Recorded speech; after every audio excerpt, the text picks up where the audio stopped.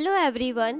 JEE Mains 2023 29th of January first shift के paper का analysis देखते हैं।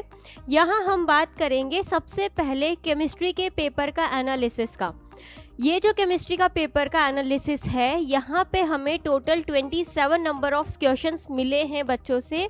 तो उन 27 क्वेश्चंस का हम देखते हैं कि क्या रहा analysis.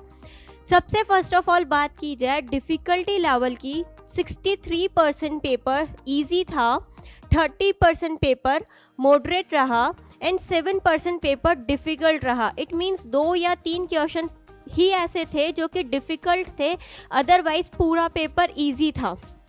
Next, class wise distribution की बात की जाए तो class 11th 60% and class 12th से 40% क्वेश्चंस आए थे। Next, organic, inorganic and physical की बात करें तो ऑर्गेनिक से 37% क्वेश्चंस आए, इनऑर्गेनिक से 33 एंड फिजिकल से 30% पूछे गए थे। इट मीन्स ऑर्गेनिक केमिस्ट्री से नंबर ऑफ क्वेश्चंस ज़्यादा थे।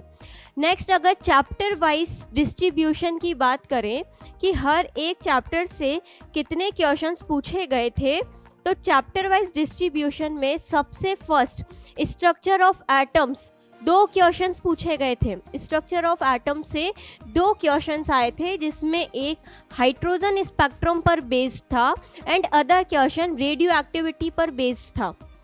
नेक्स्ट, केमिकल बॉन्डिंग 3 क्वेश्चंस आए।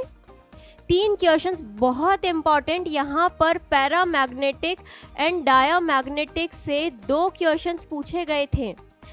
एक क्वेश्चन में डायरेक्टली पैरामैग्नेटिक स्पीशीज एंड दूसरे क्वेश्चन में आपको odd number of electron species पूछी थी। It means paramagnetic and diamagnetic species पर क्वेश्चन पूछा था केमिकल बॉन्डिंग से।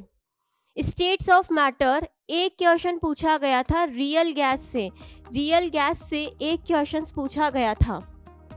थर्मोडायनेमिक्स से 2 क्वेश्चंस पूछे गए थे, जिसमें कि एक question first law of thermodynamics statement based question था, delta U is equals to Q plus W and other question Gibbs free energy पे बेस्ड था। इक्विलिब्रियम से 2 क्वेश्चन आए, फर्स्ट आयोनिक इक्विलिब्रियम और एक केमिकल इक्विलिब्रियम से था। एस ब्लॉक से 2 क्वेश्चन पूछे गए थे, इसके अंदर भी आपको ऑक्साइड गिवन थे एंड पूछा गया था पैरामैग्नेटिक एंड डायामैग्नेटिक स्पीशीज, और एक क्वेश्चन में हाइड्रेशन एनर्जी पे बेस्ड था। Next, some basic concept of organic chemistry GOC से 3 क्वेश्चंस पूछे गए थे।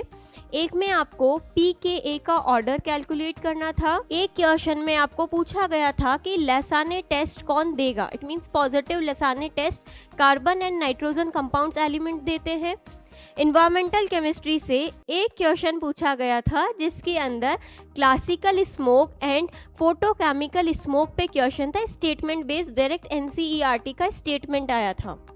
इलेक्ट्रोकेमिस्ट्री से एक क्वेश्चन, जिसके अंदर रिएक्टिविटी सीरीज पर बेस था। रिएक्टिविटी सीरीज पर क्वेश्चन आया था।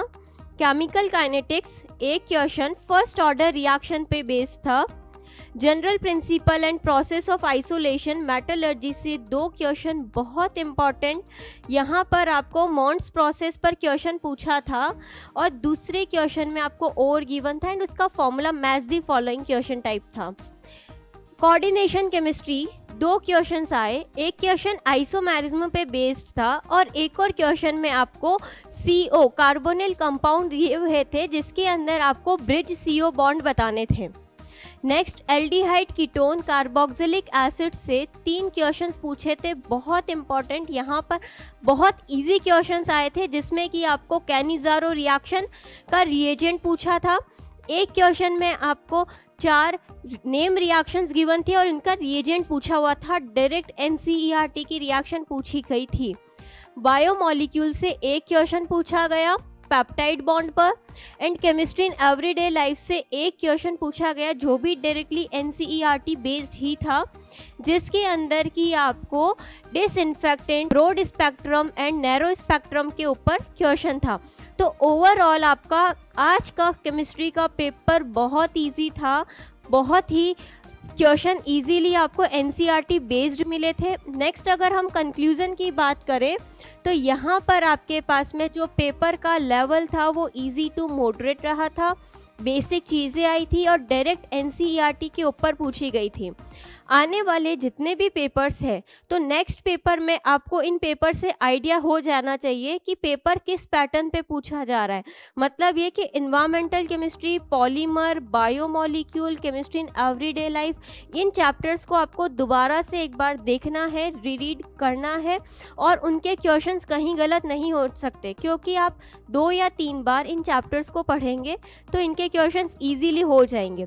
Thank you and all the best for your tomorrow's examination.